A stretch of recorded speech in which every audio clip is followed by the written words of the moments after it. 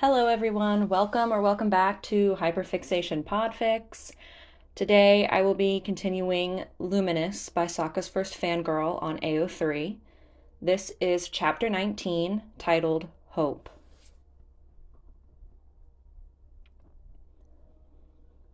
Two days later, dressed in his champion tunic, with Bazz and Rivan standing behind him, Link bowed before Dorephan, packed and ready to go.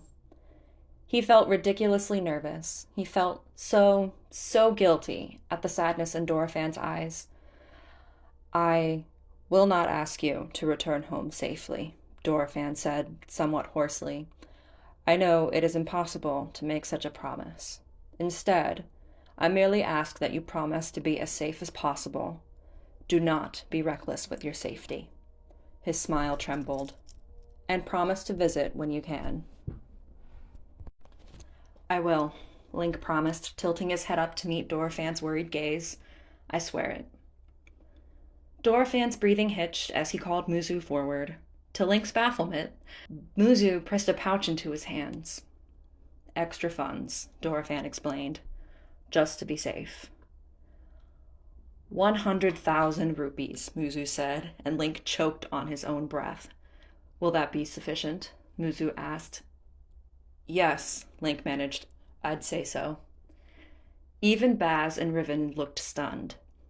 They'd already gathered funds and been gifted more. After this, they had... Hylia, they had 106,555 rupees. Wow, Link thought blankly. He was snapped out of it when Sidon rushed forward to pull him into a bone-cracking hug. "I will see you soon," Sidon promised. "Be safe, be strong." Link was going to miss him like crazy. "See you soon," he echoed, because he would be back.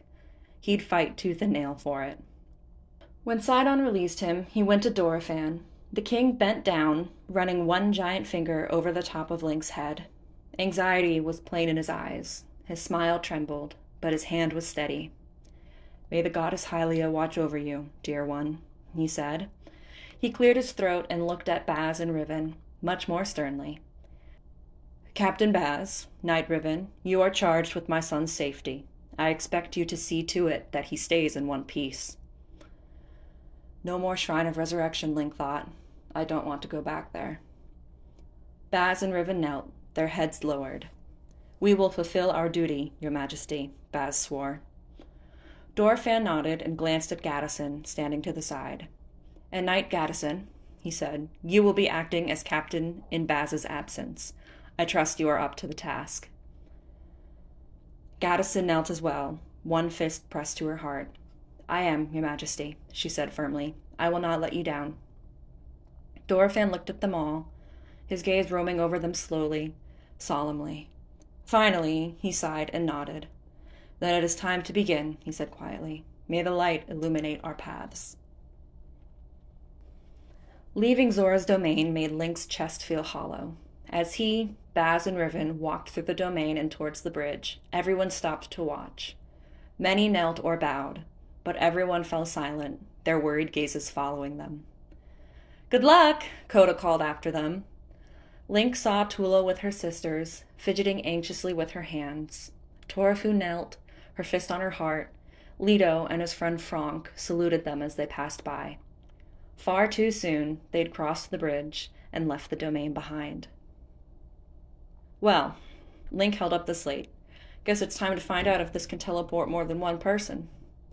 Bazz and Rivan crowded in close. Link tapped the symbol of the Sheikah Tower and blue light surrounded them. In seconds, they reappeared on top of the Sheikah Tower. Rivan let out a startled shout, whereas Bazz rushed to the edge to gaze at the view. "Sweet Jabu Jabu," Bazz gasped. Link was just relieved it worked. This meant they could teleport straight to Hateno and Kakariko. "How? How does that even work?" Rivan babbled, staring at the slate with wide eyes. "How did the Sheikah even come up with that?" "You'll have to ask Purah," Link said, hooking it back to his belt. "Because I still don't get it. I'm just glad it works." He joined Bazz at the edge, peering across the river to the shrine where he'd met Torafu. He'd never gotten to use it. "I need to use the shrine," he said. I don't mind climbing down if either of you want to use the paraglider. I think I'd rather use the paraglider when we're less high up, Rivan said uneasily, and some proper practice with it. I don't mind climbing down. Tula pushed Groove off, Link said. Not sure how, but that kick-started his diving obsession. He really has been insane lately, Rivan sighed. Bazz, what about... Bazz? Bazz dove right off the edge. Link could only gape, frozen in shock. Rivan clutched his heart, wheezing for breath. Bazz landed in the water with a splash. I'm okay, he called up, waving to them. That was actually quite fun. And he's worried I'll do something stupid, Link huffed. He pulled out the paraglider and got ready to jump. Rivan, are you sure you're okay? I'm going to kill him when I get down there, Rivan said, still gasping. I will catch up once I get my breath back. You go on ahead. As promised, once Rivan climbed down, he rushed at Bazz and punched his friend as hard as he could on the arm. Bazz only laughed at him. You're terrible, Rivan hissed. Are you trying to kill me? I have a daughter to return to. You're going to orphan her. Oh, calm down, Bazz laughed. You're too easy to scare. You could have cracked your head open, or worse, cracked your spine. If Groove can manage it, so can I. Groove is clearly insane. Rivan pushed past him and sat by the shrine's entrance, waiting for Link to emerge. We've been out here for, 10 minutes? And you're already killing me. Sorry, Bazz said, clearly unapologetic. He joined Rivan by the shrine and tilted his head back to watch the sky. All was peaceful. Rivan couldn't quite believe this was happening. He hadn't journeyed outside the domain in 100 years. Now here he was, journeying with Bazz again, and with Link. Their friend was home, but he didn't remember them. They were on a journey to save Hyrule, to save the rest of the world, really, because if Ganon broke free, he wouldn't stop at Hyrule's borders. The fate of the world rested on the three of them. It was terrifying. Yet, Rivan couldn't imagine turning back. He couldn't imagine saying no, asking someone else to take his place. He was going to do this. He would traverse Hyrule with his friends. He would help Link reach the remaining divine beasts, and then there was Calamity Ganon. How did they fight it? They needed the Master Sword. The sword was hidden. It was said to slumber somewhere safe, awaiting its true master. Somewhere only those who are pure of heart and soul can go. Somewhere only Link could reach it. Rivan didn't know where Link found it in the first place, all those years ago. He wasn't permitted to tell the full story. The sword's resting place was meant to be a sacred secret between Hylia's chosen, the sword spirit itself, and the royal family. Some stories said it was hidden in a temple. Some said it was in a forest. Others said it was at the top of a mountain, or in a cave, or at one of Hylia's sacred springs. There was no shortage of sacred places throughout Hyrule, tied to Hylia, tied to the Golden Three or the Triforce. It felt like, what was the Hylian phrase? Like searching for a needle in a haystack? They needed the sword to fight Ganon, the sword that seals the darkness. But where could it be? He tried to put it from his mind, to focus on the immediate steps they had to take instead. Once Link left the shrine, they'd be teleporting straight to Hateno village. And it turned out that teleporting made Riven's stomach churn unpleasantly. He hadn't been there since he was a very small child. He remembered Irma Hollow, Link's mother, laughing at their antics. Koda and Mipha found Irma's old lute and earnestly asked for lessons. Errol had not even been born yet. She wouldn't be born until Link was 9, until the Hollow family relocated to Castletown permanently. The Hateno house became a vacation residence, rarely used. Link's father and uncle had not been present for most of those visits. His uncle was usually at Akala Citadel. His father was usually at Hyrule Castle. It had been Link, Irma, and his grandmother, his father's mother, Kala. She was a dear old woman, frequently baking and telling them stories. She never seemed to mind how loud they all were, always in the way. Surely they bothered her. Surely they interrupted her, but she always smiled and humored them. Rivan had not seen Hateno in over 100 years. He wondered how it had changed. As for Dr. Purah, he had not seen her often, only once or twice. He was more familiar with Impa, but goddesses knew he hadn't seen her in a century either. He just hoped these meetings would go well. They waited outside the shrine for half an hour. Just as Link emerged, a well-known voice cried out, "Hello, my friends!" Prince Sidon was in the river, waving at them with both hands. His trident and spear were strapped to his back. A waterproof travel pack was also on his back. His grin was utterly delighted.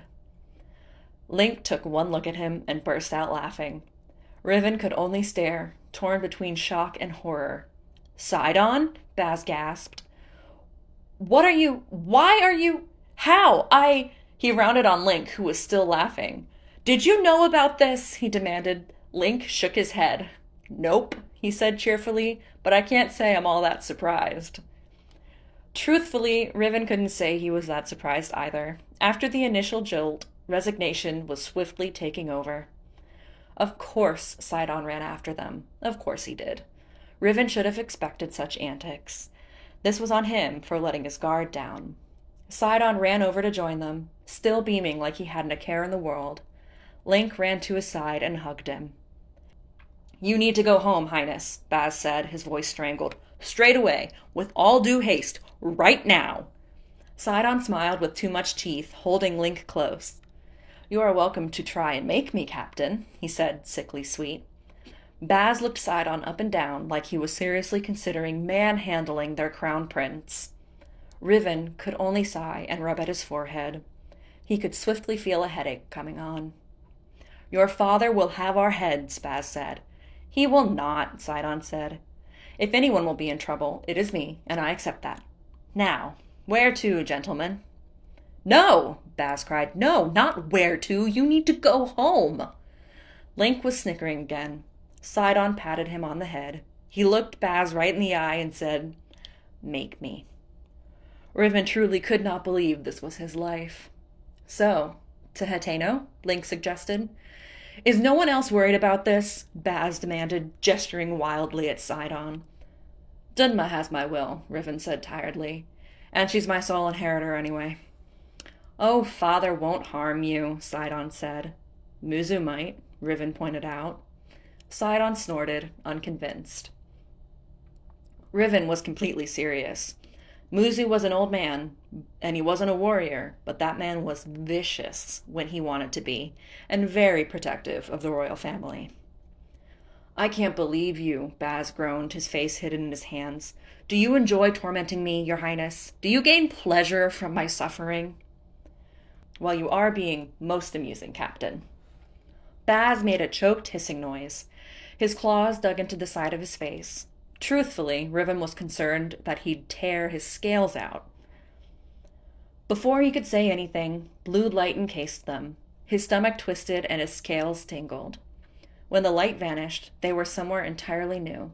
They were on a cliff, standing outside a strange-looking building. It looked like it may have been a lighthouse once. A blue flame flickered in a furnace near the doors, and the Sheikah symbol was painted above the doors. A travel point, much like the one from the Sheikah Tower, was right under their feet. Link was smiling smugly, Sheikah slate in hand. "Did you just teleport us?" Bazz demanded. Link's smile widened. Without a word, he walked into the Sheikah building, hips swaying. Just like that, they were in Hateno. "I don't really know how to process this," Rivan admitted. Sidon, snickering like this was all one big joke, ran inside after Link with the cry of, "Now where is the infamous Dr. Purah?" Bazz bent over double, mumbling about his imminent demise against his knees. Rivan looked out at Hateno, stunned. It was smaller than it was 100 years ago, but still big and sprawling, still familiar, still cozy, really. Blue flames flickered in lanterns along the road, plainly a Sheikah invention that hadn't been there a century ago. But so many of those roads looked the same. "Well, we won't be bored," Rivan said. "We're going to be executed," Bazz repeated in horror. But he dutifully followed Rivan inside. Rivan was expecting to find a wizened old woman. He most certainly was not expecting to see a little girl tightly hugging Link, babbling a mile a minute, earnestly asking if he was okay. Sidon was watching her with blatant amusement, badly concealing a grin behind his hand. Another Sheikah, a man, was examining some strange pedestal near the front room. Huh. Link hadn't mentioned Purah having any grandchildren. The little girl stopped babbling when she caught sight of Bazz and Rivan. Her arms stayed around Link's waist, and she looked at them both with a curious little pout on her face.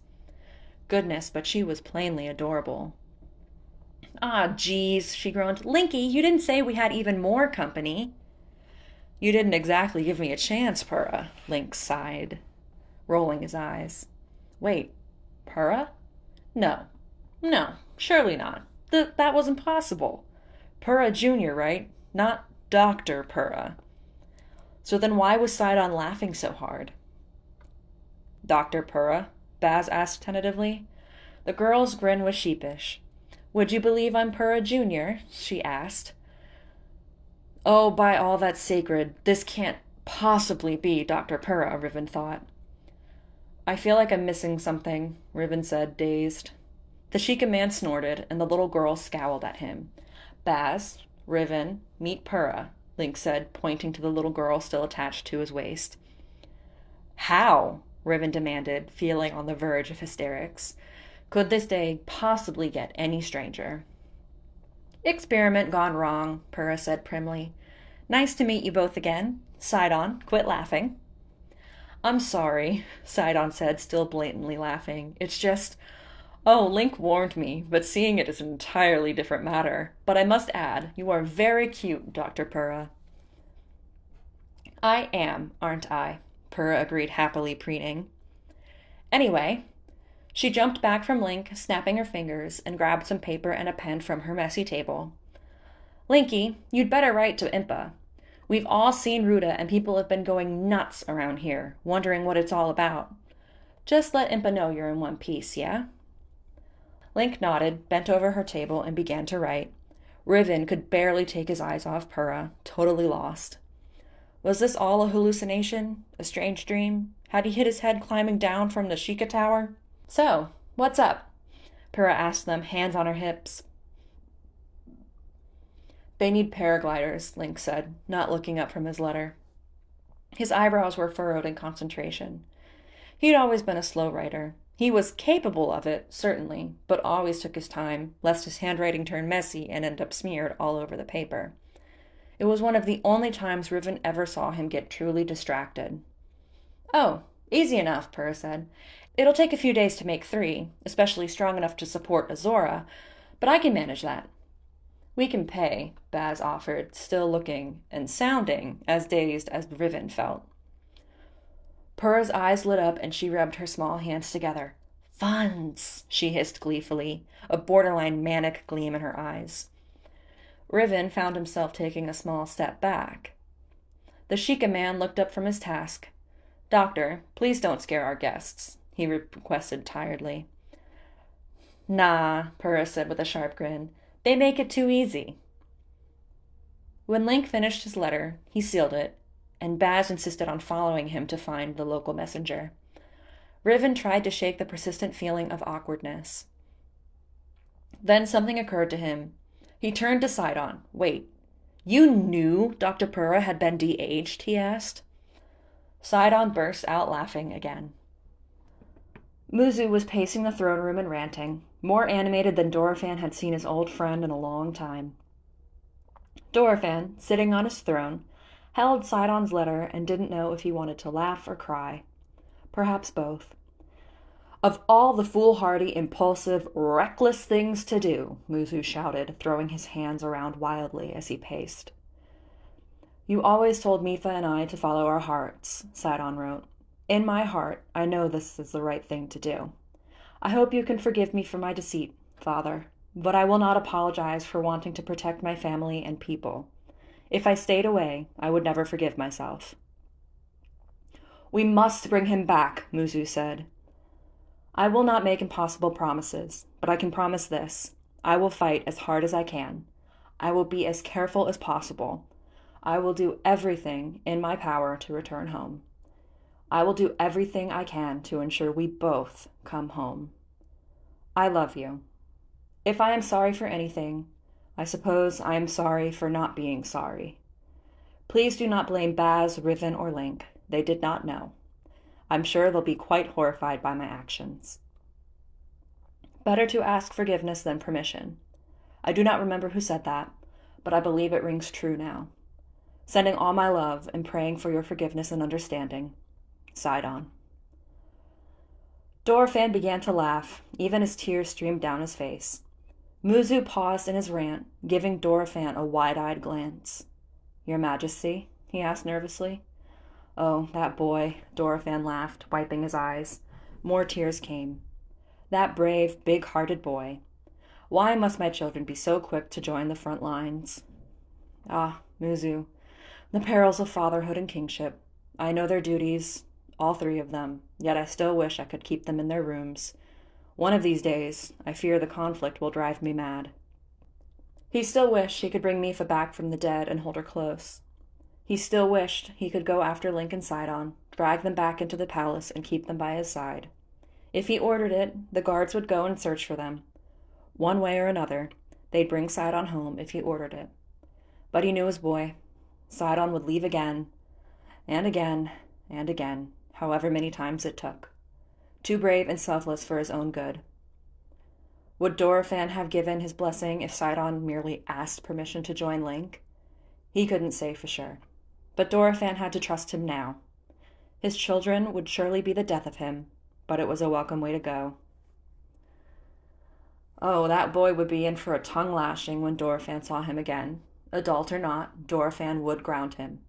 He'd shout until Sidon went deaf, if he must. Yet he couldn't ignore that twinge of pride. Perhaps Dorofan's lessons had worked a little too well. Amira would not say she was nosy. She just had a healthy interest in the goings-on of her village. She was just being vigilant, that was all. Really, she and Nikki were doing everyone a favor. There was no such thing as knowing too much. Still, Hateno was a safe and sleepy town. Not much happened. The biggest source of gossip was those weird Sheikah. Karen, her son Azu, and his best friend Safaro insisted a little girl lived up in that bizarre lab, no matter how many times they were told the elderly woman and her assistant didn't have daughters, granddaughters, or nieces living with them. It was a silly notion. Everyone would have noticed a little Sheikah girl arrive in the village. All the same, Amara had been tempted to ask that strange new boy if there really was a child up there. She'd seen him lighting the lanterns with that weird blue fire. Was he some sort of intern, perhaps? She hadn't seen him in nearly 2 weeks, but he was back now, with a Zora in tow. Amira gawped as the little blonde boy passed her and Nikki. Her friend stammered and fell silent, watching the strange duo. When was the last time Azora visited their town? Before the calamity, most likely. Hylia knew the Zora tended to keep to themselves. But now, one was following their little Hylian boy, looking around like he expected a fight to break out. Well, well, well, what have we here? Amira thought, immediately hooked. Now this was interesting. It beat non-existent little girls and talk about crops, that was for sure. The Hylian boy, such a pretty little thing, she must admit, hurried to catch up to the messenger boy, Thorn. He gave the lad a letter, smiling, and Thorn flushed. The Zora's grip on his spear tightened. Amira crept closer, Nikki at her heels. The little blonde turned towards the Bolson show homes. I'll just pay Bolson while we're here, he said to his strange companion, and then I want to get some bomb arrows. Bomb arrows? The lad didn't look like a warrior. Perhaps the Sheikah needed them? Nikki hummed, a habit she never broke. She always hummed when she was particularly curious. Very well, Your Highness, the Zora sighed. But then may we return to the lab. I don't want to leave Prince Sidon unattended. Your Highness! Amira clapped her hands to her mouth, trying to muffle her gasp. Surely the Zora had it wrong.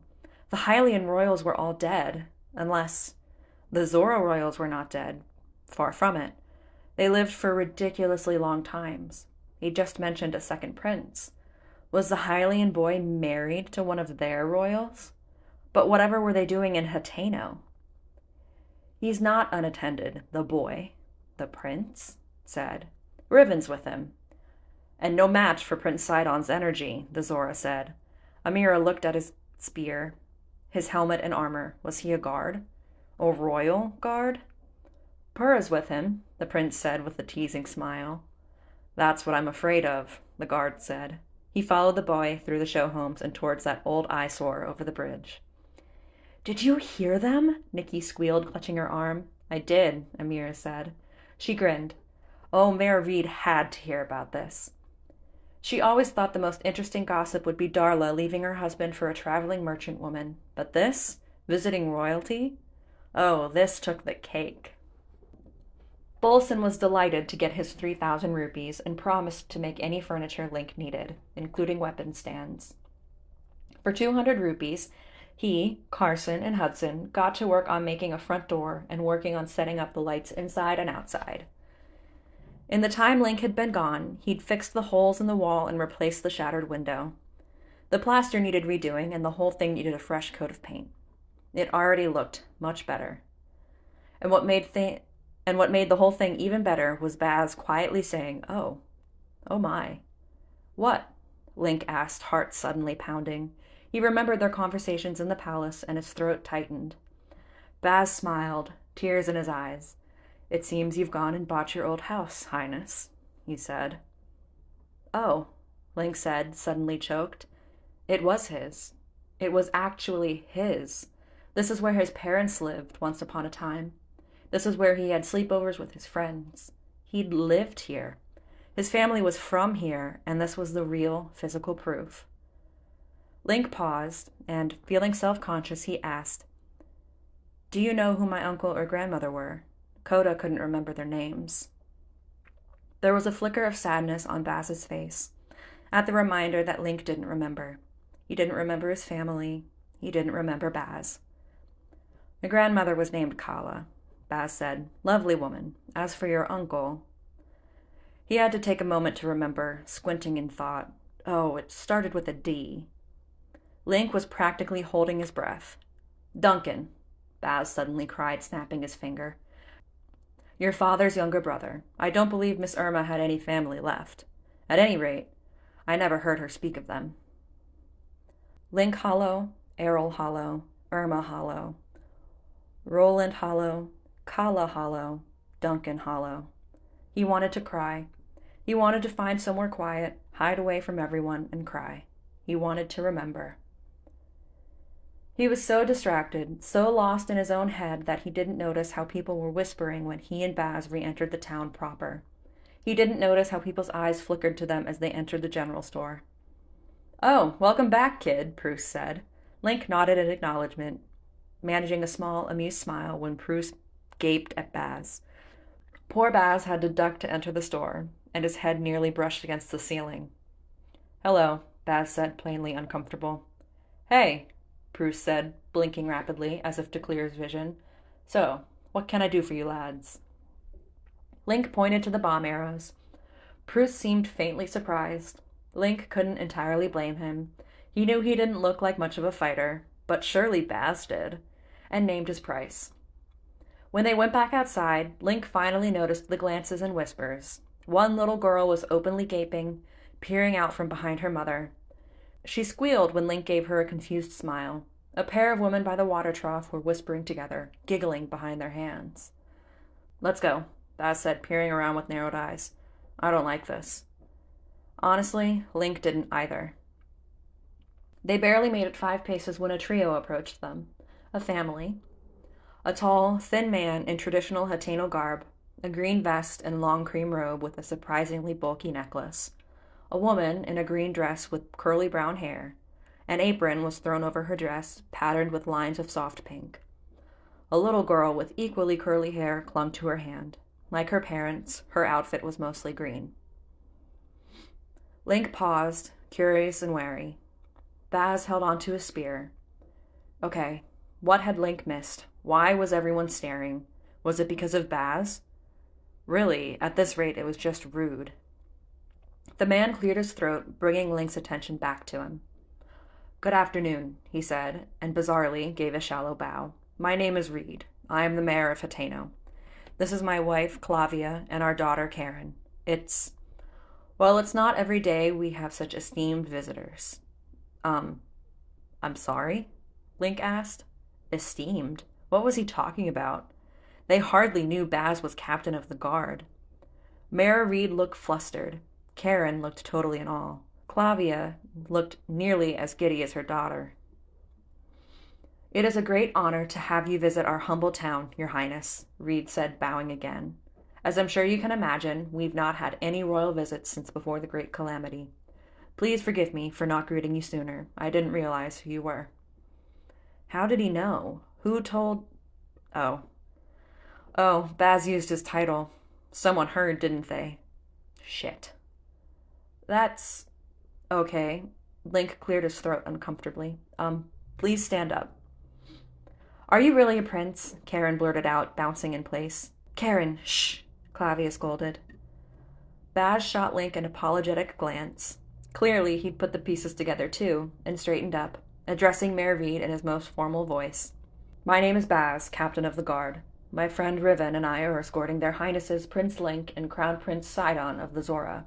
He gestured grandly to Link, as if they were at a royal banquet, not standing in the middle of the street. This young man is Prince Link, widower to our beloved Princess Mipha, the Zora champion.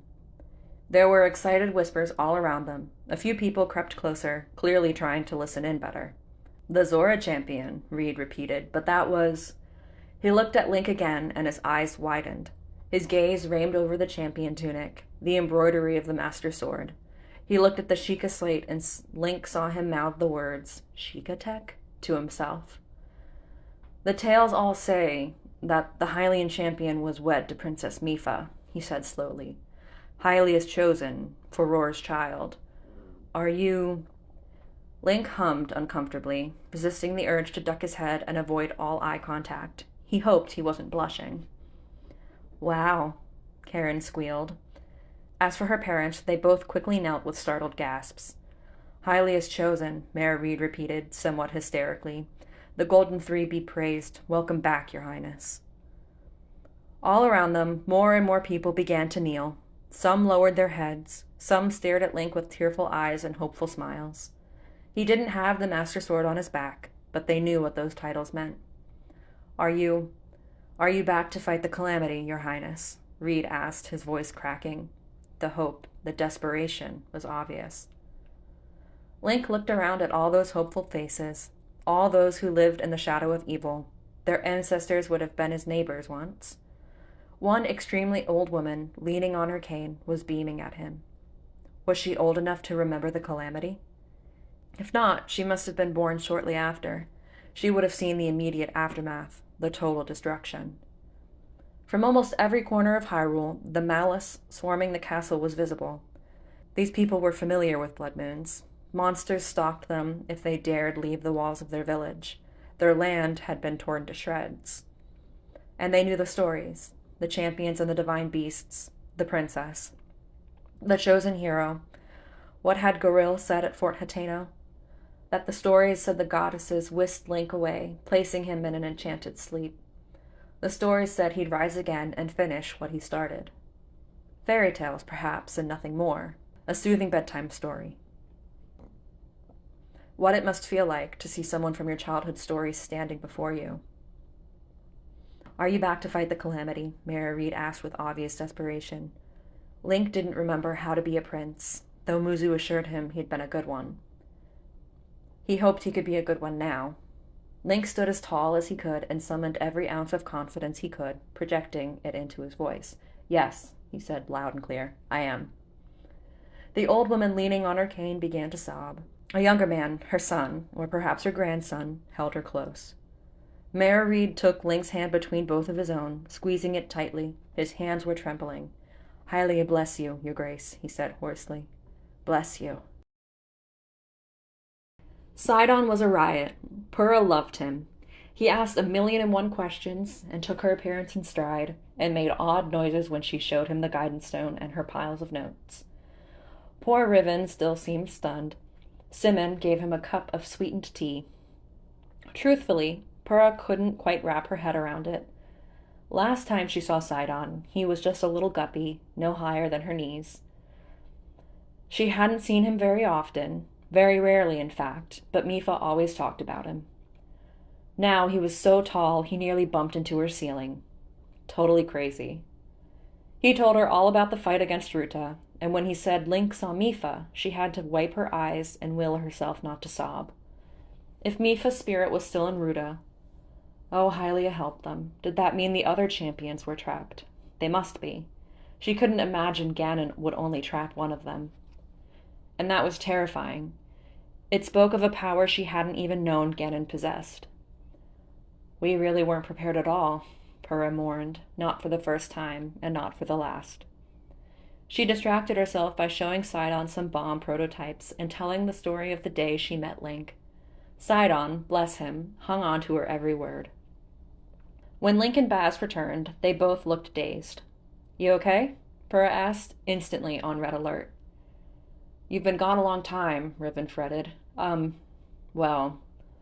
Link shrugged uncertainly. He looked at Bazz imploringly. I may have used Link's title, Bazz said haltingly, and someone may have heard and told the mayor. And the mayor may have put the pieces together in front of an audience in the middle of town. Purah winced. Okay, not ideal, but that's not so bad, right? Bazz looked at them all almost apologetically. Well, you see, Mayor Reed has insisted on us all having dinner tonight, including you, Dr. Purah, Mr. Simon. Oh, son of a bitch, Purah swore. I can't. Please don't leave me with them, Link signed quickly. He looked so nervous, so painfully shy that Purah felt herself soften. Link never asked her for anything, she had to admit.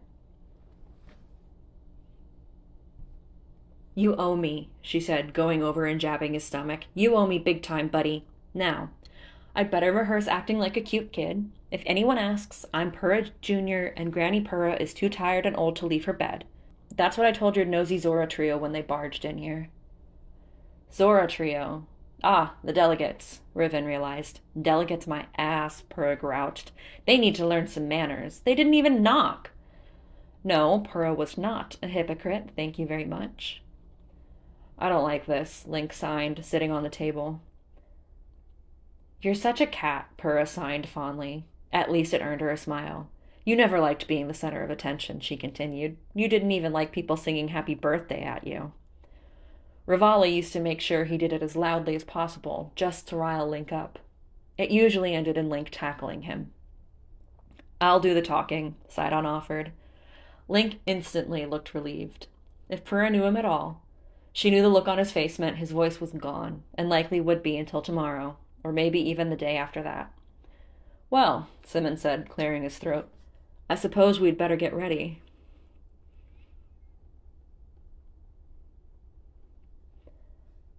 Thanks so much to anybody who listens to this. As always, I'm leaving a link for the original fic over on AO3. If you like this, please hop over there and leave the original author kudos and comments. I'm sure it will be greatly appreciated. I will be back with chapter 20 as soon as I get that finished.